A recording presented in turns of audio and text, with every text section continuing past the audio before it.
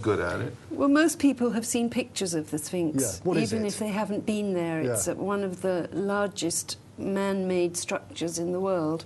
The body of it is actually made of natural limestone, but the head has been carved, and it is reputedly that of the body of a lion, and the lion used to be like a royal animal for the Egyptians, and it's just got into our subconscious that it is a lion, but we have never thought it looked like a lion, and when you go there and you look at the shape of it, you think this is wrong. This is not a lion.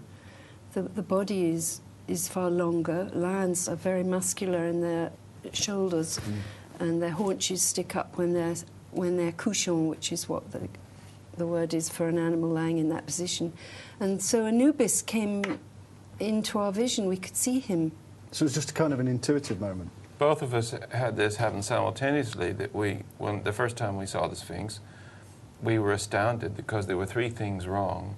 First of all, it's a huge thing the size of an ocean liner with a tiny pimple for a head. Yeah. That's all wrong, because the Egyptians were very big on proportion. And this is very out of proportion, so that was clearly wrong. Then, we'd always been told, and who are we to disagree with what they say, that it was a lion with a man's head. But there was no lion there. And so we thought, we clearly lack an ability which most people in the world have, which is the ability of seeing lions.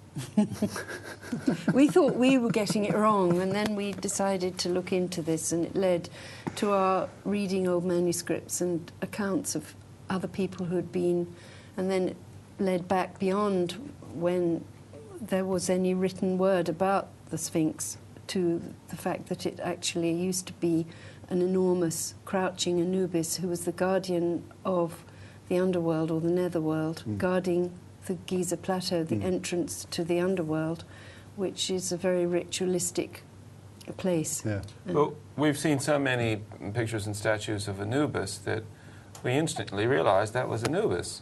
And it had its head mutilated and recarved. And it's got the straight back. You know, lions just don't look like that. And so the third thing that was wrong when we saw the Sphinx for the first time was, what's it doing way down there in a hole in the ground? If you've got the largest stone statue in the world, surely you want to flaunt it. You put it on a high place where everybody can say, oh, God, look at that, it's the largest stone statue in the world. But no, nothing like that. It's hidden down in a pit. Well, that's all pretty bizarre. Okay, so its head, or what's left of its head, is sticking up. But why would you have the world's largest stone statue sitting in a hole in the ground? It's all wrong. So there had to be explanations for these things, and we eventually ended up trying to figure out what those could be. And that's why it took 10 years to write the book, get all the information. There have been many suggestions since the 60s, when Lubitsch first published in 1961 the observation that there appeared to have been signs of water erosion on the Sphinx, that there could have been what's now known as ancient rain. Ancient rain is older than modern rain. But the erosion, which we would be the first to agree is clearly there, we have now discovered had a different cause. It was water, yes, yes, but not ancient rain. And was it ancient water? It wasn't even ancient water. Oh. Well, it was all to do with the flooding of the Nile. But tell him about the water theory.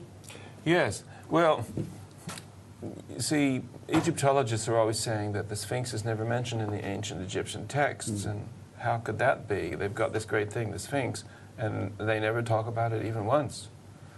Well, the reason for that is that they were not talking about what we think it is. They were not talking about a lion with a man's head, because it didn't exist. They were talking about what did exist, was a giant statue of Anubis. And it's mentioned in the pyramid texts many times, the giant Anubis. Twice it's even described in the pyramid texts as being beside a causeway, which the Sphinx is, at Rostau, which is a part of Giza.